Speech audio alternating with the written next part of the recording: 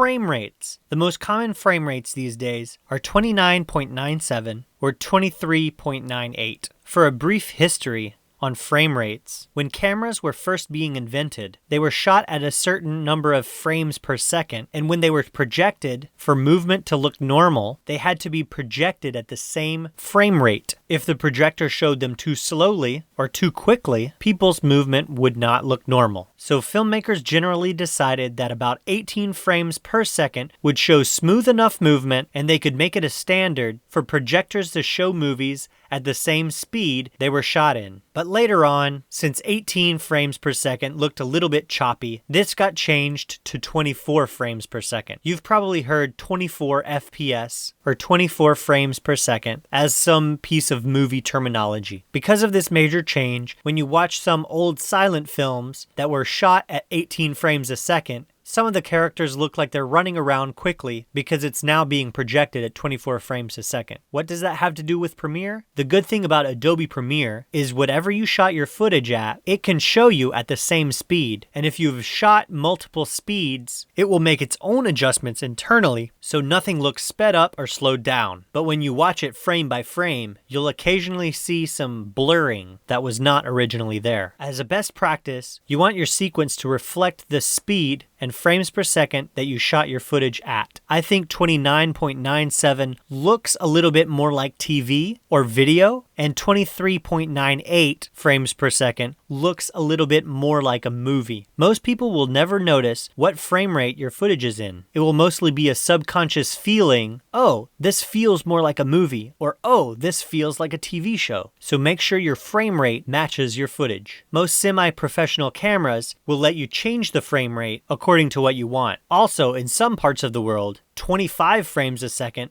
or 50 frames a second is a standard. These frame rates are usually referenced as PAL, P-A-L, and other standards I've mentioned before, NTSC. You may have seen these letters somewhere before, like on the back of a DVD case. Most modern TVs can show any frame rate you give it, but older TVs could only play the local standard. Something else that has to do with frame rates is interlaced versus progressive frame footage. In progressive frame footage, it's what we think of as film. Take one frame of video, move on to the next one, take another frame, move on to the next one, take another frame, and show those frames in rapid succession so everything looks like it's moving. Interlaced footage shows a smoother movement, but it divides the whole screen into A and B lines. If you drew horizontal lines left to right all the way down the screen and labeled them A, B, A, B, A, B, A, B, interlaced footage would take a picture and only fill in all the A's, and then on the next frame, fill in all the B's. On the following frame, the B would remain the same, and it would change all the A's. This will be in such rapid succession